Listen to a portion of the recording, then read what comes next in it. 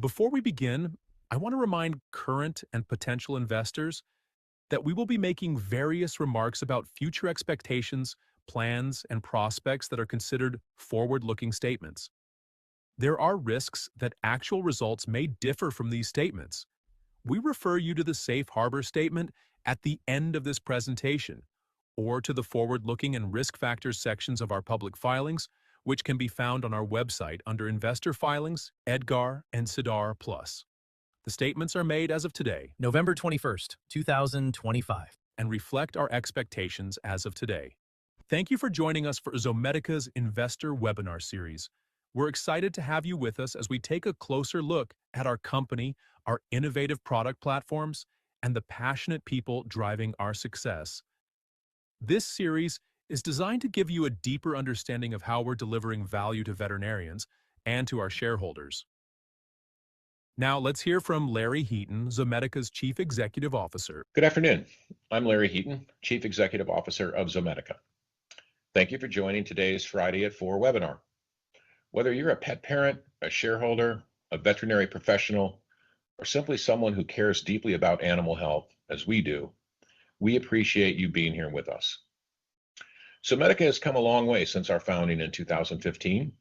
What started as a small, ambitious idea has evolved into a growing, diverse company with strong teams, scalable infrastructure, and a clear mission to support veterinarians with technology that improves care, strengthens workflows, and helps clinics thrive. Over the past few years, we've focused on building a strong foundation, expanding our capabilities, integrating acquisitions, developing our commercial engine, and strengthening our operations. That work is paying off. Today, Zomedica is delivering consistent growth, improving financial performance, and positioning itself for long-term success. This webinar will walk you through how we got here, the strategic progress we've made, and where we're headed as we look forward to the next stage of our evolution. With the foundation now in place, we're entering a phase where execution, innovation, and efficiency all converge. We can see the path forward clearly, and we've never been better positioned to capture the opportunities ahead. Thank you for continued support of Zomedica, and with that, let's dive in. At Zomedica, our mission is guided by what we call our 5 pillars. These are core objectives that shape every decision we make about products and innovation. First and foremost, we aim to improve the quality of care for the pets. Equally important is enhancing the satisfaction of the pet parent, ensuring they feel confident and comfortable with the care provided. Our solutions also focus heavily on improving the veterinarian's daily workflow, helping veterinary practices operate smoothly and efficiently. Additionally, we are committed to positively impacting veterinarian cash flow, making sure our offerings are financially accessible and beneficial. Finally, our ultimate goal is to increase veterinarian profitability, providing products and solutions that help veterinary clinics grow and thrive financially. Over the last 6 months, we've featured our 6 product platforms in our monthly webinar series. Today, we're providing the context around these platforms as we walk through where Zomedica has been, where we stand now, and where we're headed as we continue to execute our long-term vision. In addition, we'll review our third quarter financial performance and engage in a question and answer session. At Zomedica, everything starts with one simple truth.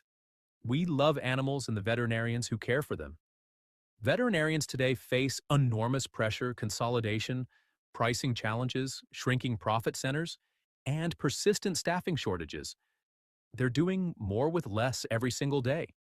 Our mission is to support them with innovative diagnostic and therapeutic technologies that help them do what they really love to do: improve patient care and enhance pet parent satisfaction, along with helping them do what they really need to do, strengthen practice workflow, cash flow, and profitability. We're not just building devices, we're building solutions that truly make a difference in a veterinarian's day-to-day practice. Here's the journey we'll cover today.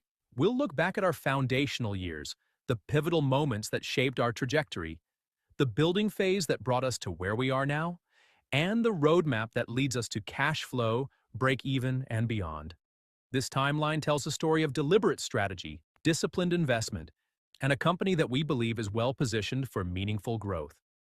Zomedica's story begins in 2015, when it was founded by an investment banker from Canada and a veterinarian working in technology transfer at the University of Michigan in Ann Arbor.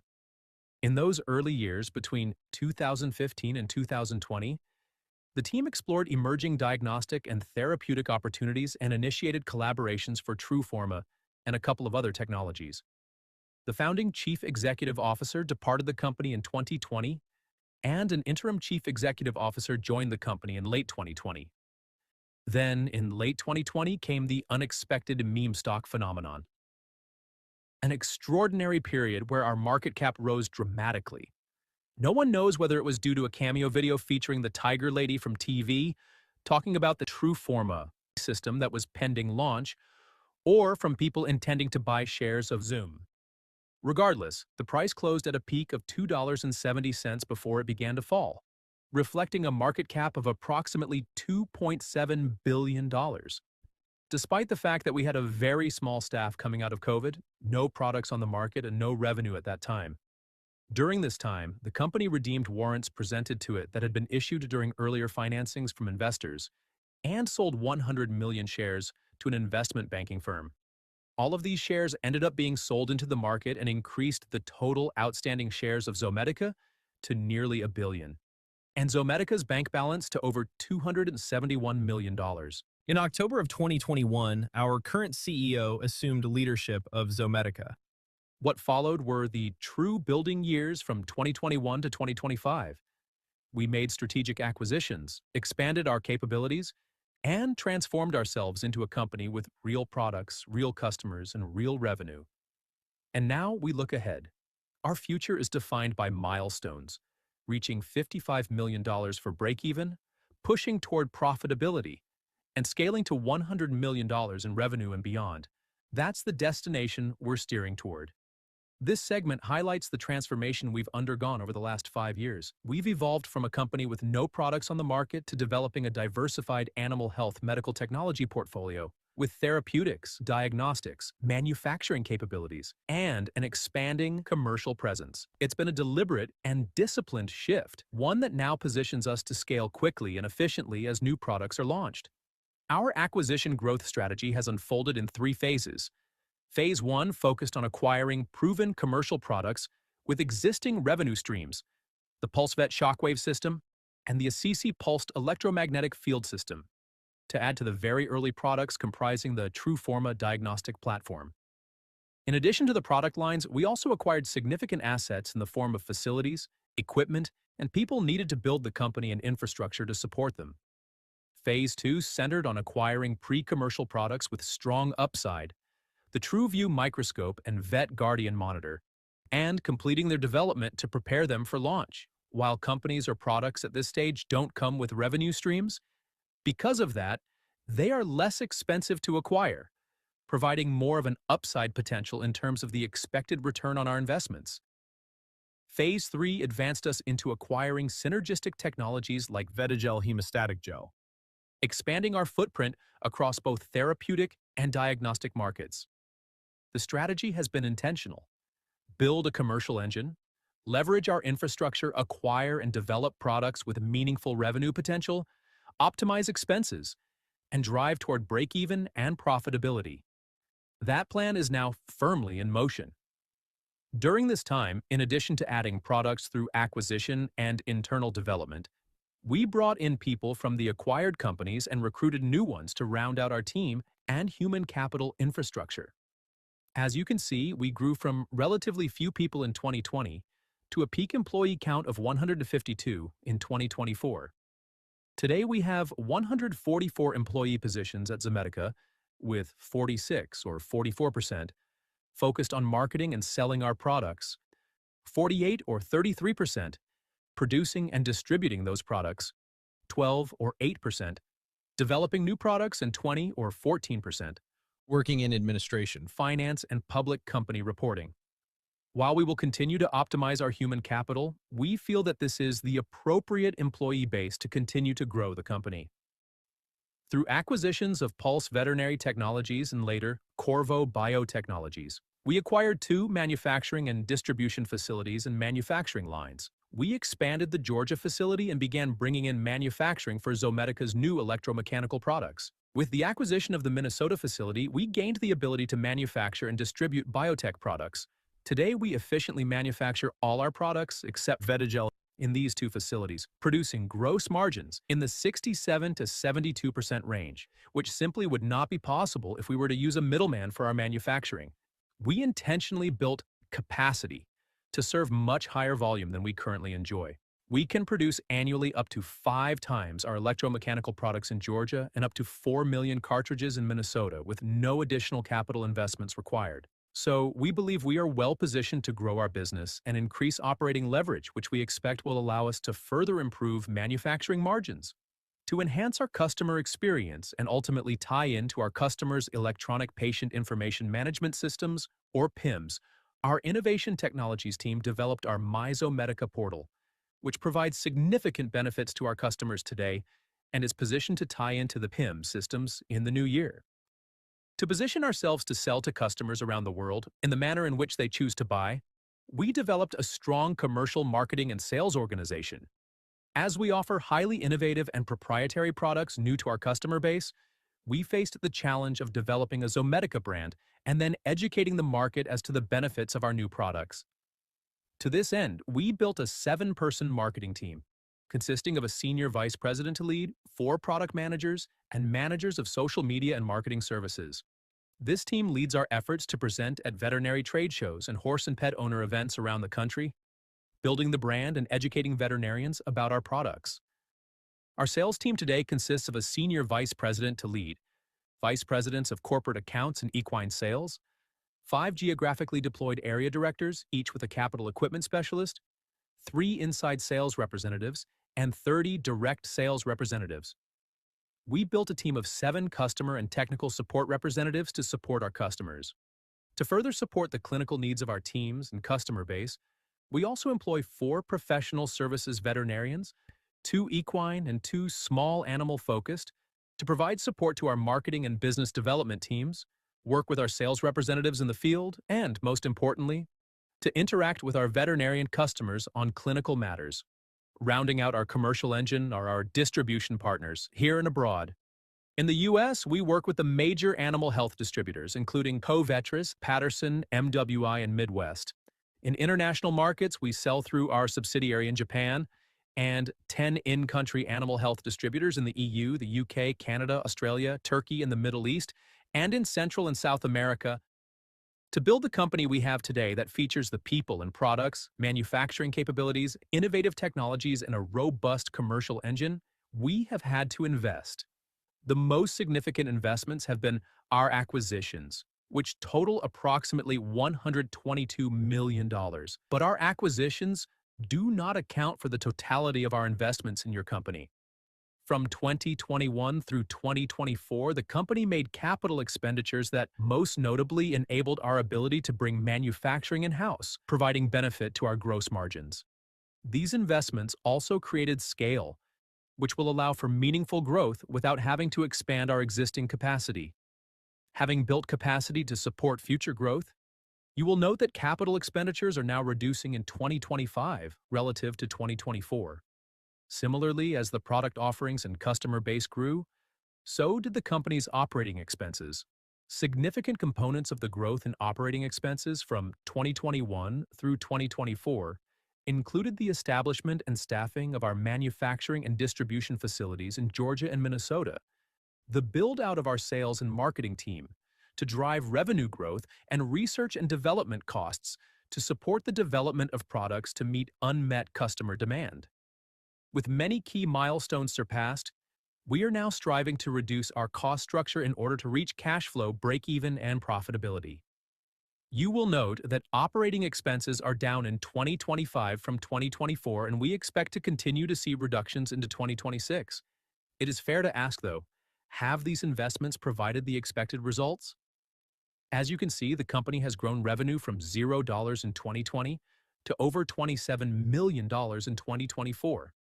Each of the first 3 quarters of 2025 have delivered record revenue performance for each respective quarter, and we anticipate another full year of revenue growth. noting that revenue is up 11% year on year through the third quarter. To tie it all together, let's look at our cash balance trend. While you can see a sharp decline in cash from 2021 through, primarily 2023, please note that this period contains our acquisition activities, which again totaled approximately $122 million. You will note that cash burn began to slow in 2024 relative to prior years and has continued to do so thus far in 2025. This is the result of the combination of increased revenues and disciplined execution of cost reduction measures within our operating expenses. With the product portfolio we offer, along with our commercial engine and the scale we have invested in, we expect cash burn to continue to flatten and ultimately cash to begin increasing as we reach cash flow break-even. Today, with the products in our portfolio, our manufacturing and distribution infrastructure, and our commercial team, our total addressable annual market for our recurring revenue products has grown to over $2.5 billion, supplemented by a capital sales addressable market of over $1 billion. Of course, to hit these numbers would mean that all veterinarians in the U.S. would be using all of our products to the fullest extent possible. While that is what we are striving for, the nice thing is that we don't need to penetrate these opportunities too deeply to reach cash flow break-even and GAAP profitability. With 2024 sales of approximately $27 million, we're at about 1% penetration. 2% penetration would reflect revenue of approximately $55 million, which we believe would get us to cash flow break-even. So while we are shooting for the moon, we're focused on near-term market penetration milestones to get us to these important milestones. Beyond that, 4% penetration would really put us on the map, with revenues of approximately $100 million. Today, Zomedica is a fully built, fully capable company. We have strong teams across manufacturing, R&D, clinical, sales, marketing, and operations. We have therapeutic products, including the PulseVet device, the Assisi therapy system, and Vetigel hemostatic gel. We also have diagnostic platforms, including the TRUFORMA diagnostic platform, and shortly, the TRUVIEW AI digital microscope, and the VetGuardian Plus monitoring system. Our facilities in Ann Arbor, Roswell, and Plymouth give us scalable production capacity, with no major capital investment needed. That includes millions of cartridges and 5 times our current volume of electromechanical devices. We ended Q3 2025 with $54.4 million in cash, and we're making targeted investments in next-generation devices, PIMS integrations, Equine VetGuardian, and new TRUFORMA assays. Zomedica today is strong, stable, and operationally ready for growth. Before we move on to our future, let's take a few minutes to have our Senior Vice President of Finance and Accounting, Mike Zulke, recap our most recent quarterly performance. Good afternoon, and an early happy Thanksgiving to all. I am Mike Zulke, Senior Vice President of Finance for Zomedica. I would like to begin by thanking all of you on this call or viewing on demand. We appreciate your continued interest in and support of Zomedica. We would now like to take a few moments to review our most recent quarterly results, reported on November 4th, 2025. The third quarter of 2025 was a record-breaking quarter for us. We delivered the highest quarterly revenue in company history, while continuing expansion across our portfolio and executing meaningful progress in our cost reduction initiatives. Let's review the results in more detail now. Total revenue for the third quarter was a record $8.1 million, an increase of 16% compared to Q3 2024. Not only was this our best quarter ever, but the quarter included the strongest single month in our history, and we surpassed $8 million in quarterly sales for the first time. Our year-over-year growth was driven by strong performance across multiple areas. Diagnostics were up 51%, driven by accelerated adoption of our TRUFORMA point-of-care diagnostic platform and our expanded menu of assays. Therapeutic devices continued strong performance by our PulseVet and Assisi products. Development services contributed $700,000 in new revenue, reflecting our continued pursuit of strategic opportunities and value capture within the human and animal health sector. Of note, consumables across all portfolios, across all segments, were up 14%, driven by accelerated adoption of our TRUFORMA products and sustained demand for our PulseVet trodes, both from new device installations and reorders associated with existing systems. We expect consumables growth to further compound as our installed base expands. Additional contributors to our record revenue included capital sales of our PulseVet and VetGuardian devices, 16% growth year-on-year in the international sales, and engineering services revenue within our new development services segment. Speaking of, before I move on to operating expenses, I would like to take this opportunity to expand upon the introduction of our new development services segment. We anticipate potential revenue from this segment to come from three primary sources: engineering services, production of consumable product, and potentially the licensing of intellectual property. By leveraging our existing assets, including our intellectual property portfolio, human capital, production capabilities, and capacity, we are well positioned to support the development of products to serve the human and animal health sectors. To be clear, we are not shifting away from animal health nor changing our long-term strategy. Instead, we are opening the door to complementary opportunities where we can serve as a development, pre-commercialization, and potential manufacturing partner. We expect these opportunities to be ongoing rather than one-off in nature. We are excited about the potential in this area and the incremental revenue stream it could generate over time. Moving on to operating expenses. Total operating expenses were $12 million, our lowest quarterly spend in 2 years, and our best leverage spend measured as a percentage of sales of all time. Research and development expenses were $1.8 million, slightly down from the third quarter of 2024, as we continue building internal capabilities to develop, test, and manufacture our next generation of therapeutic and diagnostic products. Selling and marketing expenses were $4.3 million, compared to $3.9 million in the third quarter of last year, an increase of 12%. This was primarily driven by increased selling expenses associated with sales growth. General and administrative expenses were $5.9 million, compared to $6.8 million in the third quarter of last year, a decrease of 13%, reflecting disciplined cost management and efficiency gains. Turning to the balance sheet, Zomedica ended the quarter with $54.4 million in cash equivalents, and available for sale securities. Cash used during the third quarter was approximately $4.7 million, our lowest cash burn in nearly 3 years, and our first sub-$5 million unadjusted burn since 2022. Now, I would like to provide an update on our year-to-date results that highlight our disciplined execution of both our commercial strategy and cost reduction initiatives that are delivering results and creating momentum. Total revenue year-to-date is up 11%. Of note, revenue of consumable products, which can be thought of as recurring in nature, is up 15% year-on-year. Additionally, our efforts to expand the global reach of our products have resulted in a 20% year-to-date increase in revenue from international sales. As discussed during the Q3 highlights, we have also expanded our potential revenue streams to include our development services segment, which contributed approximately $700,000 to our 2025 year-to-date revenue. We believe additional opportunities to grow this segment will continue to evolve. With regard to operating expenses, we continue to see leverage. Operating expenses are down $2.5 million or 6%, and as a percentage of sales are down 33% year over year. We expect continued increasing leverage as our results reflect the full annual benefit of our cost reduction actions in 2026 and beyond. With regards to cash, increased revenues and reduced operating expenses are having the expected impact on cash and our cash burn as we continue to strive for cash flow break-even and profitability. Through the end of the third quarter in 2025, cash has reduced approximately $17 million, which is 25% less than the cash reduction seen through the first three quarters of 2024.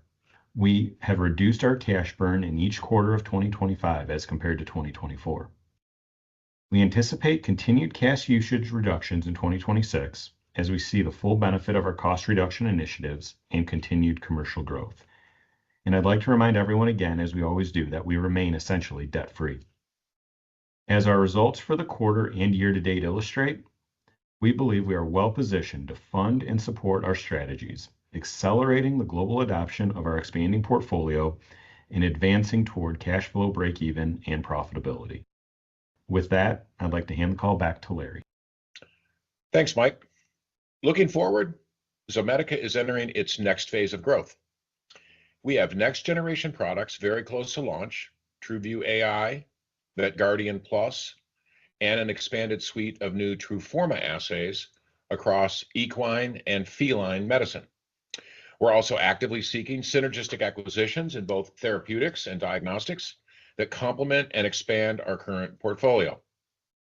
Operationally, we're leveraging an experienced R&D team, valuable intellectual property, and highly scalable manufacturing and distribution infrastructure.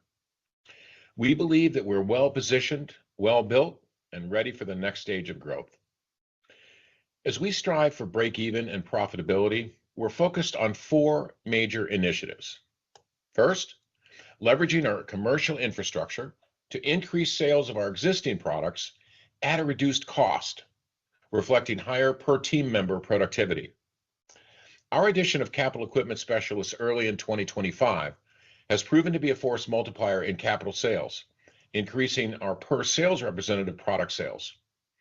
We believe ongoing optimization of our sales team will keep this trend going. Second, launching and selling our next generation products, including the TruView AI and the VetGuardian Plus, that offer features that our experience has shown us are desired by customers. And continuing our penetration of the equine market with additional Zomedica products, including TRUFORMA equine assays, VETIGEL, and in the future, equine VetGuardian. Third, spending less by driving additional leverage through operational efficiencies, collaborating opportunistically with partners seeking to commercialize our technology in new markets, and disciplined financial management. We've been bringing operating expenses down in absolute dollar terms. While we'll continue to look for opportunities to continue this trend and expect that we will, at least in the early 2026, we anticipate that we'll bring OpEx down in any event as a percentage of revenue. We also expect capital expenditures to be minimal now that the bulk of product development is behind us for the next generation products that are about to be launched. And fourth, executing a disciplined business development and M&A strategy to acquire and sell synergistic new products with high revenue opportunities and minimal capital expense required.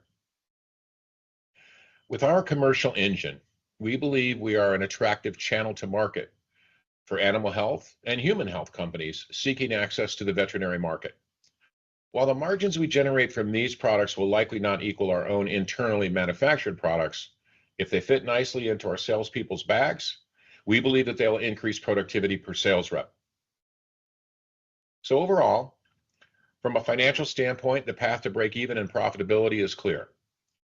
Revenue has increased across our launched products, and we anticipate will continue across our soon-to-launch products. Margins are strong, capital needs are minimal, and operating expenses are coming down and becoming smaller as a percentage of revenue.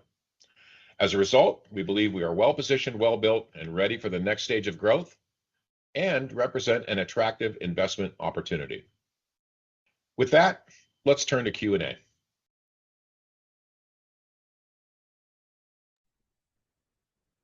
Okay. I appreciate some of the questions that have arrived, and so let's just dive right into them. Let's see. First of all, it's not so much a question, but shareholder Wilson has made a couple of suggestions, and I'll just say those look like good ideas. I know that our marketing team has worked on one of those, whether it's QVC or HSN, I'm not sure which, but I'll follow up with them. And I like the other suggestion to provide brochures or whatnot to shareholders. I think we can do that in the form of a QR code, and we'll look into that. So thanks for that suggestion. Second,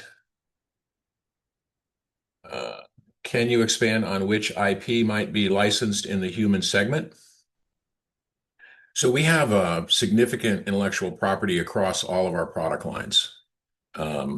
Certainly, we have IP around the TRUFORMA system, the microfluidics, all of the different aspects, the device that picks up what the sensors identify. So there's a substantial group of patents there, over 300. With respect to VetGuardian, we have a whole slew of patents with respect to that. We have a lot of patents around our microscope. So there's really IP really across the product line. And I would say that we have interests across the product line in how these products might be brought to market in the human or production animal spaces. For VetGuardian, once you have an equine version, do you expect the usage to be higher in equine or small animal clients? Same question with TRUFORMA assays. Are you seeing more or expect more demand from equine assays in 2026? All right. So first of all, with VetGuardian, I think we'll sell more VetGuardian units to small animal vets. There's 30,000 small animal practices and only about 2,400 equine practices. There's another 2,200 mixed.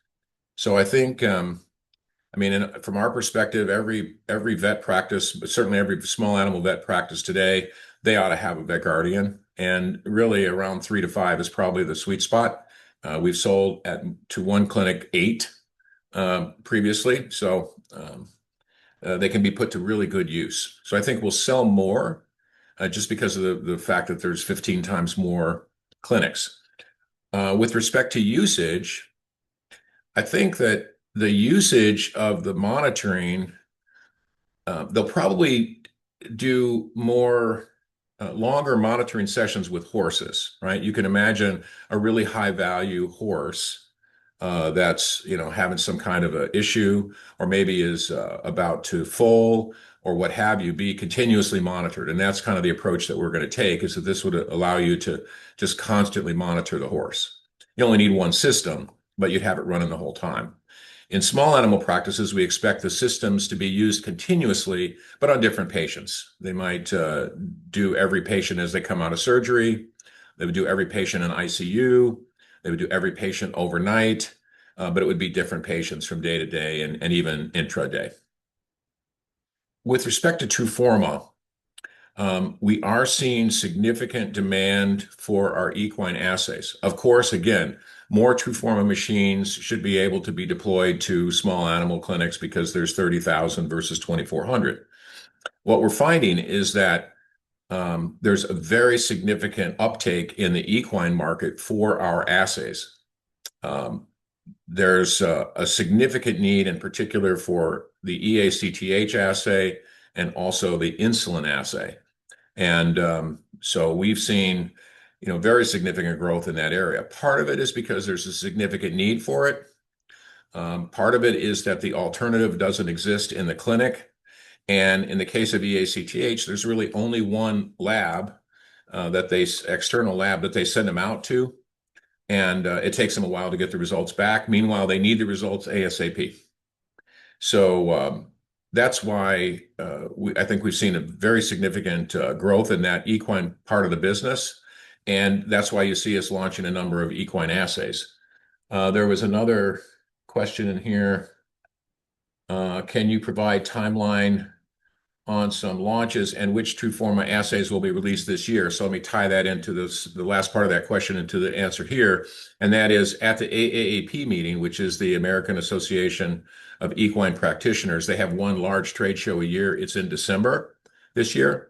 And we expect to launch at that meeting equine progesterone, equine SAA, and a multiplex assay for insulin and eACTH. So 3 new assays for them will be shipping, at least progesterone right around that time. We already ship eACTH and insulin separately. And then I think we expect within the next several months to ship the SAA, but I'll wait till we actually launch it to give you the timeframes on that. We have a very strong relationship with equine practitioners. About 1,200 in the United States have a PulseVet. They pick it up on average 3 times a week to use it. We're seeing more exposure for PulseVet, not just for rehab and sports and performance medicine, but also now for asthma and also, interestingly, for hoof growth. And these are conditions that affect not just sports and performance horses, but really all horses.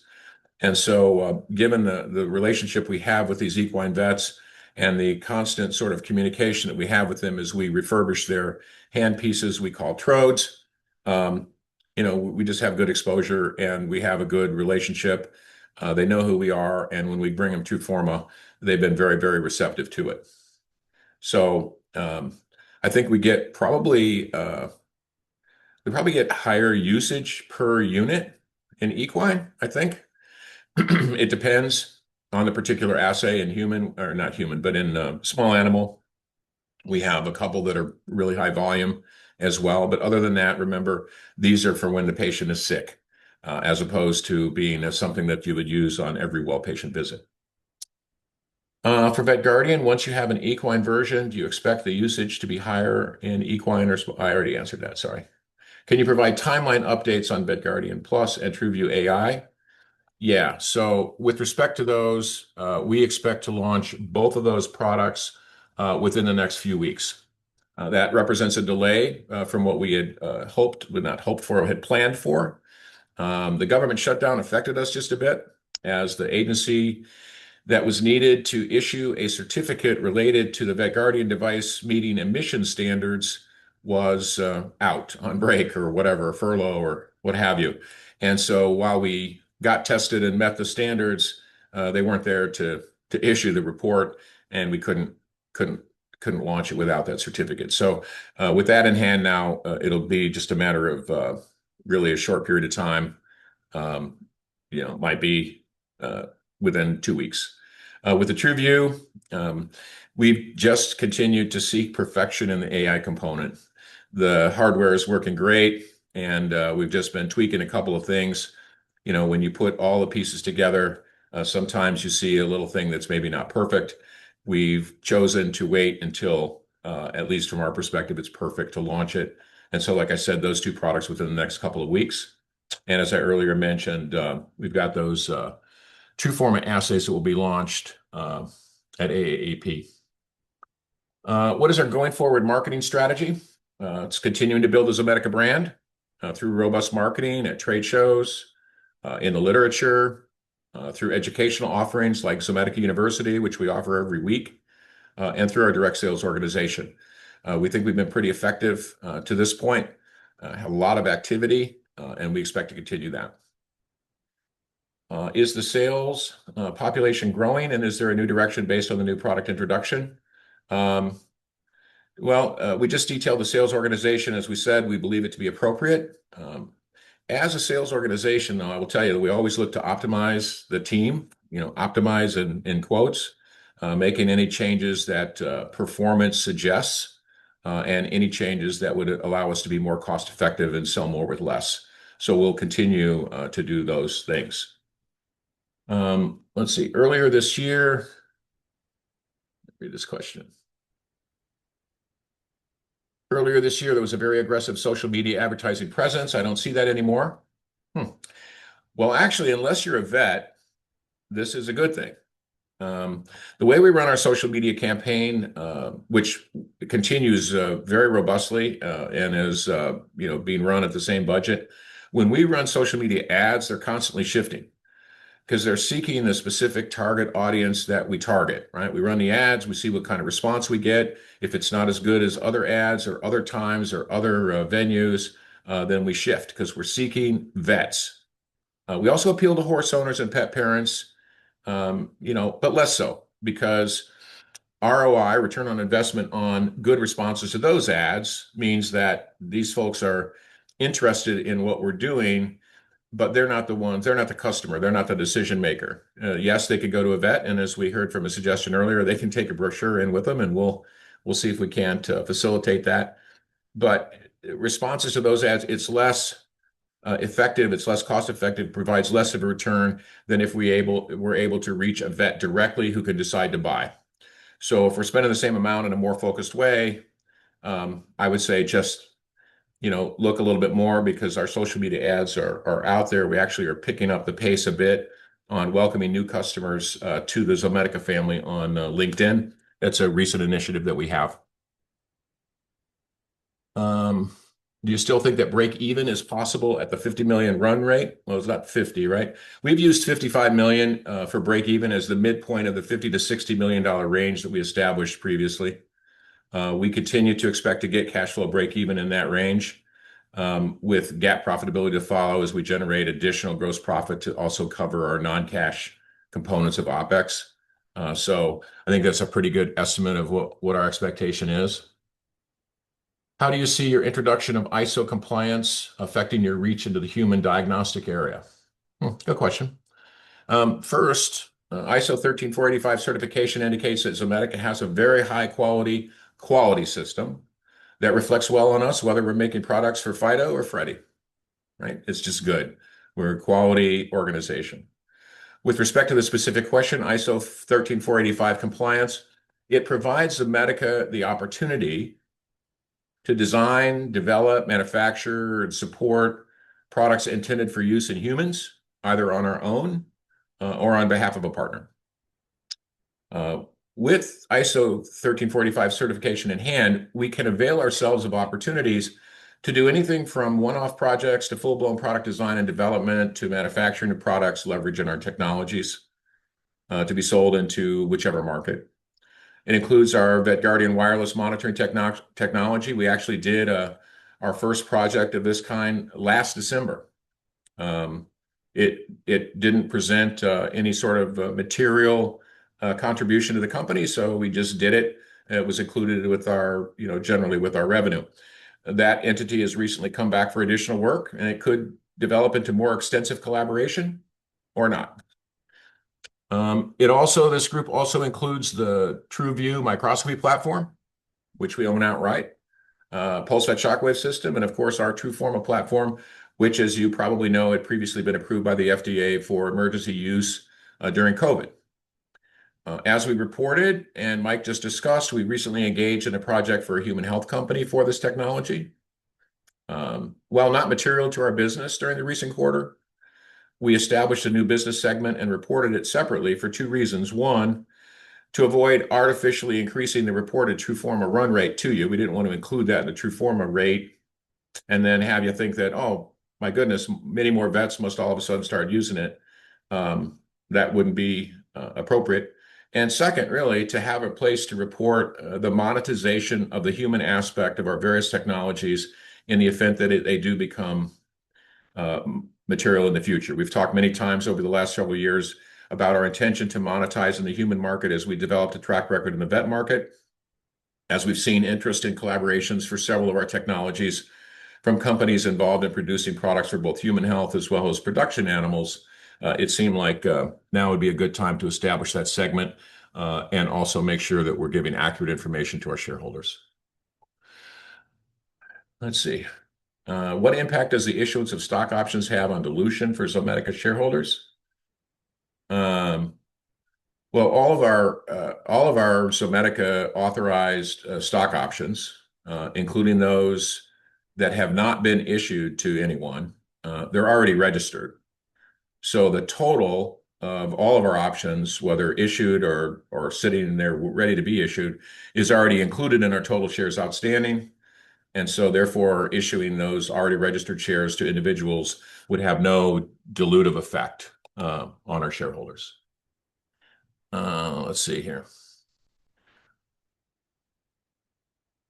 Do you see exponential growth metrics for sales with the newest distribution agreements?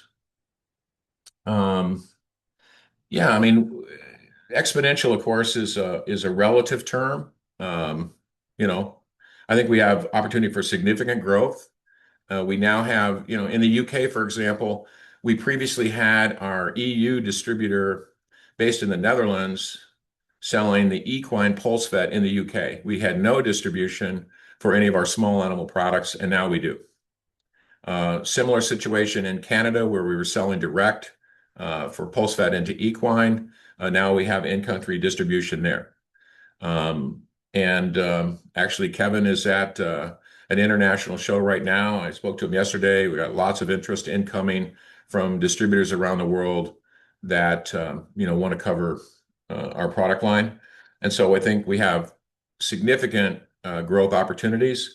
Exponential, I think that's probably too big of a term to use.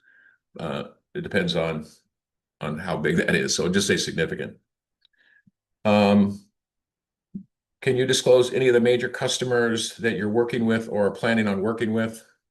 Well, planning on working with, I could give you a whole long list, right? It's been some years as we have built the product line to the point where we could have a significant impact on a vet's overall business. With products like PulseVet that have an opportunity to add a new service line to a vet practice, a new profit center for them. With VetGuardian that have an opportunity to reduce staffing burden, as well as to provide a new profit center for them, a new source of revenue. With products like Truforma that can significantly improve their customer service by giving them the results right then and there. VETIGEL, and so on and so forth, right? You've heard these on the last over the last 6 months. With these products now in totality, we have something that is meaningful to a large group. So when we go into them, it's not we have a single product we'd like to talk to you about and get you all excited about. Now we have a whole group of products that meet our 5 pillars. We're here to help not just an individual practice, but all the practices within your group. And so you can list out all of the large corporate groups, and those are the ones that we plan on working with. Of course, you know, they have to have the same plan for that to work out. To that end, as you all know, we hired earlier this year a VP of corporate accounts, very experienced and tenured, long career in that. And we noticed, or we reported earlier that VMG was a buying group that we had done an agreement with. We have another one that, or no, I'm sorry, Vertical Vet was a group that we have an agreement with. And there's another one that we expect to be able to announce soon. And then beyond that, it's working with groups. Generally, the process would be that we would identify 1 or 2 or several or many, depending upon the size of the group, accounts to basically bring our products in and assess them, see the impact they can have on a single group, and then take that out to a larger section of those groups. We'll report those as they occur.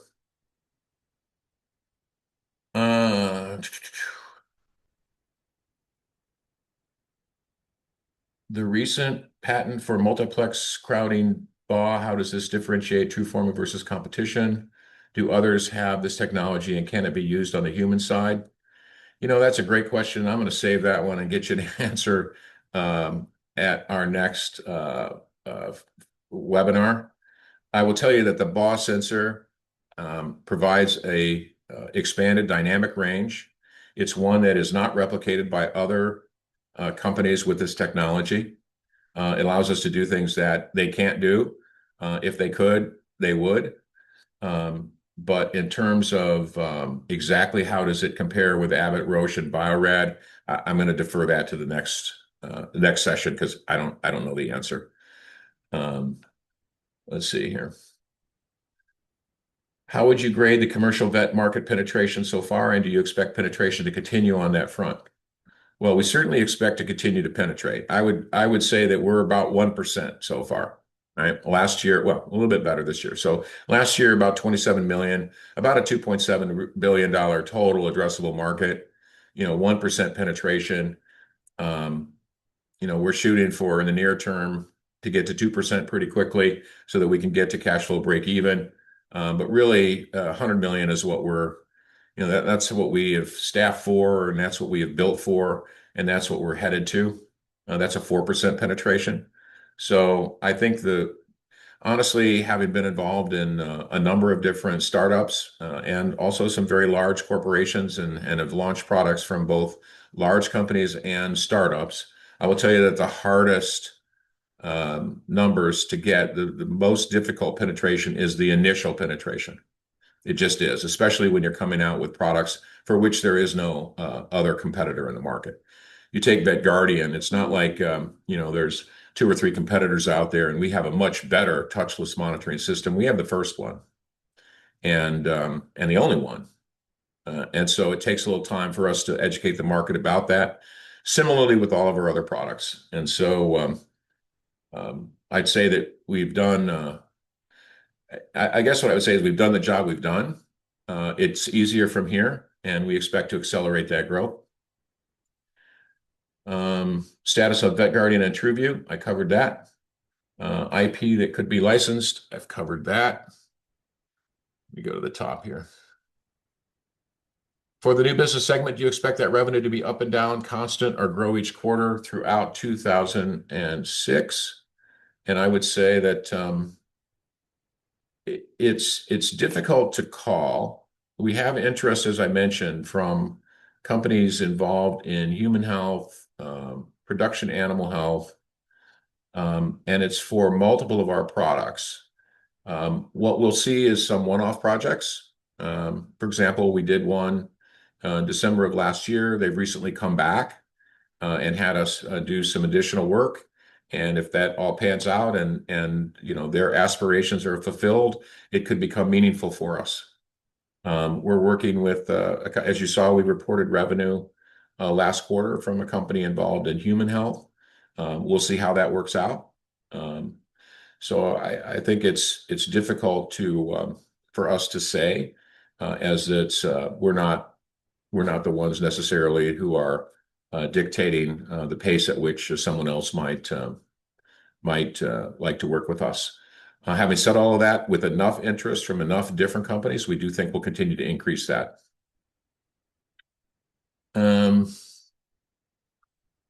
Let's see. Product growth was around 6%. That seems very disappointing. Yeah, I think no matter whether it's 6 or 16 or 26, it's going to be disappointing to us here at Zomedica, because we're always looking to do better than we have done. When you look at the revenue breakdown, I think Mike talked about this a little bit.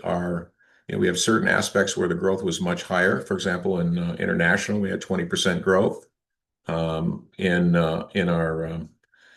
our recurring revenue, which is super important, we had significant growth. When you're selling capital, it seems to be choppy sometimes. And especially when you have customers who have sort of trained themselves and the industry has trained them to buy capital in the fourth quarter. I guess they don't really get that Section 179 deduction. The sooner no matter when you start during the year, you get to take it for the whole year. You could start earlier. So for whatever reason, people tend to buy a lot of capital in the fourth quarter and sometimes hold off. I think we're pretty happy with the growth rate that we had, especially in the areas in which we saw it. Mike, you want to comment on that anymore?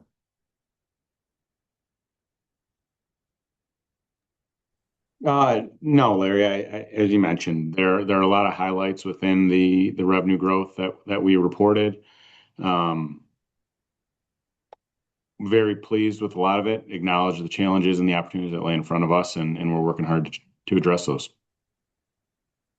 Yeah, you said it nicer than me. I guess we're both happy and disappointed about it. Let's see what else we got here.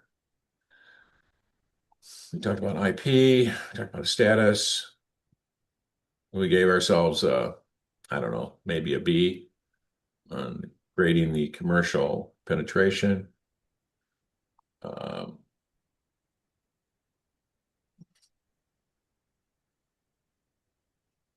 Larry, we do have a question in here around pretty straightforward.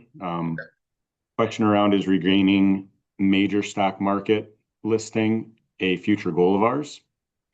And what I would share with the stockholder base is absolutely. It was never our desire to not be listed on one of the major exchanges.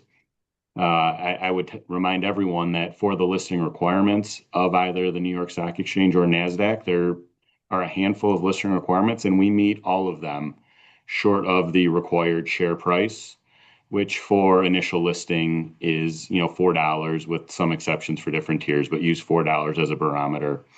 So a shareholder can look at where we're at today and assess progress towards a $4 share price to assess when major exchange relisting may occur. Yep. Let's see. Can we give an idea of the human biomarker area you're working on? Um, nice try, but no, we cannot. Um, just leave it at that. Um, I think, let's see, how serious are we entering the human health industry? I think I've covered that.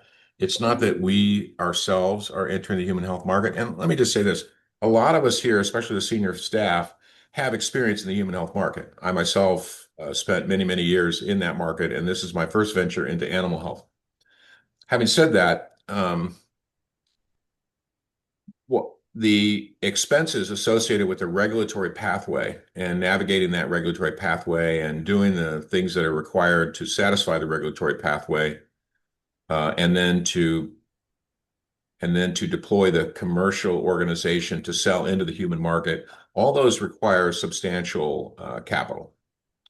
And so we prefer to provide support in the way of design, development, manufacturing, all of those aspects, which we are well suited to do, and then have companies that are dedicated in the human market that understand the requirements and that have funded themselves to be able to, go the distance with the regulatory pathway and the, adoption pathway, the reimbursement issues, and so on and so forth.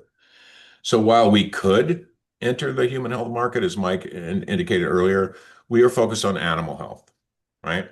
We love pets. We love the vets that take care of them. We love people too, but that's a much more expensive proposition. And so we expect to work with others in the field and benefit in that way and collaborate. When should we expect the launch of AI technology? We've launched AI technology a while back, right? The VetGuardian system that's on the market now extensively utilizes AI to have a video camera, a thermal imaging camera, Doppler radar, LiDAR radar, all look at a cage, identify that there's an animal in the cage, identify where that animal is, pick out the hottest spot on it, and get the temperature, and then be able to discern the respiration, the heart rate, all of that, the temperature, all of that, using algorithms, quite sophisticated algorithms that include AI technology. So that's been out there for a long time with VetGuardian. The VetGuardian Plus, which will be launching here shortly, expands on that in a very significant way. We're really happy and pleased about that. The TruView AI is coming out, as I mentioned earlier.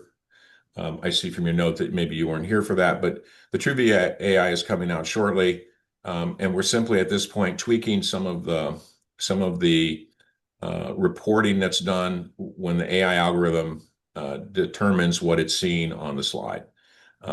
Within a couple of weeks, that'll be out in the marketplace.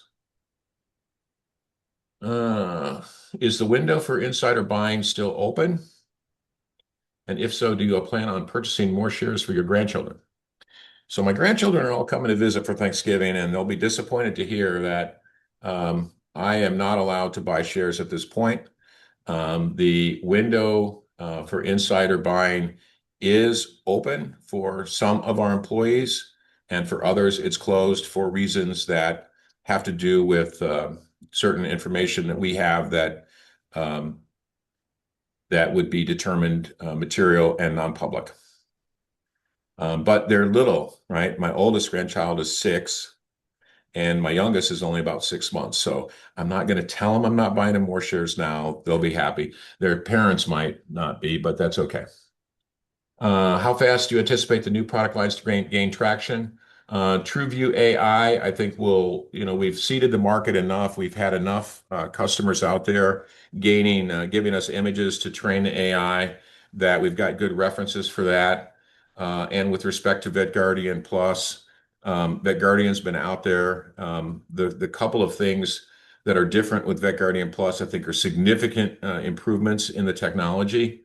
And we'll be upgrading all our existing customers. And so I think we'll have we'll see an immediate impact even in this quarter from VetGuardian, but certainly early and throughout next year. Larry, if I can jump in real quick, one of the listeners is inquiring that on our last Fourth Friday, which happened on the fourth Friday of October, we mentioned we were very excited to talk about something. And if I can just clarify before you get to the, potentially the last couple questions. At that point in time, we had not yet published our Q3 results, which, contained a lot of the exciting news. We were eager to share with the shareholders, including exceeding $8 million in revenue for a quarter in the first time, and it not being in the fourth quarter, which is historically our highest revenue quarter seasonally. Continuing to see operating leverage, as I referenced, OpEx as a percentage of sales year to date is down 33% as it was to last year. And we've used 25% less cash thus far in 2025 than we used in 2024. And that's all in front of the establishment and the reporting of the new business segment that came out in the 2025 third quarter 10Q published on November 4th. So for the listener that was inquiring about what we're excited to talk about, at that point in time, we were not yet able to give you all the information that was to be published, less than a week after that date. So you were trying to preempt me from saying something else, right? Okay. And I think that probably also addresses some of what we're most proud of from 2025. I think, I believe that what you just said, Mike, all come together to really establish in a very clear line of sight to cash flow break even for us, and beyond that to GAAP profitability. And it's a combination. We have fewer people here. We're producing more with fewer people. We're spending less money. We're spending certainly less money as a percentage of revenue. We've got these products out. It's taken us the time that it has taken us, but we've spent the appropriate amount of time so that when they launch, they're ready to go right out of the box. We've got international, a place where we want it. So we're just generally pretty happy with all that. We see 2026 as really shaping up very nicely. There's a question here about quarter four. I'll tell you that quarter four is shaping up very nicely as well. As Mike said earlier, we expect to have another record-breaking quarter, and that would be breaking records not just against the last fourth quarter, but any quarter that we've had to date. And we're very confident that we're going to have a really, really strong fourth quarter. We've addressed the share price to relist. Let's see. Somebody here is noting that Kevin is leaving me and the board in the dust. That's exactly right. Kevin's not. The last thing I would want to do is tell Kevin something that would keep him from buying shares, so I don't. God bless him. He's in fact, he had me in the dust when he joined because he bought 2 million shares or 1 million shares he bought, I think, before he even joined the company. So he is really investing in his future. He's a bit younger than me, so he doesn't have any grandchildren yet, but he's got daughters, and I imagine that, he has expectations, and so maybe that's what he's doing for.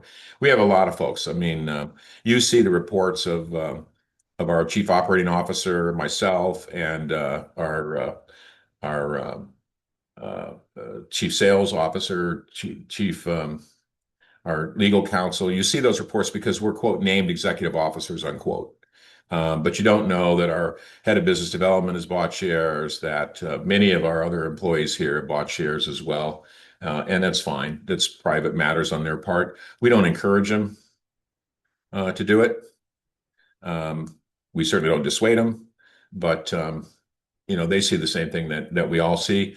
If they see something that you don't know, then they're not allowed to buy until you all know it. And so we'll make sure that obviously continues. And I think that's pretty much it, right? Let's see, here we go. Do you still think we will reach cash flow break even in 2027? Yeah, for sure. I think, go ahead, Mike, you can say it. I was just saying yes. Okay, just say yes. Okay. Well, certainly by 2027. Yeah. Yes. Yeah, for sure. Have we as a company entertained any merger possibilities, or would you ever consider it if it was beneficial? All right, so let me say this.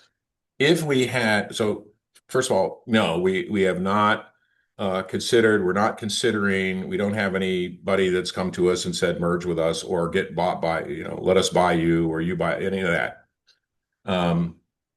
However, there is, we as officers and the board, and I'm also on the board, we have a fiduciary responsibility. If someone came to us and said, we would like to acquire you, which is or we would like to merge with you, which sometimes is a euphemism for we'd like to acquire you, we would have a fiduciary responsibility. And if we felt it was beneficial to shareholders, not to us as individual employees or individual directors, but if it was beneficial, if we felt it was beneficial to shareholders, we would have an obligation to bring that to your attention.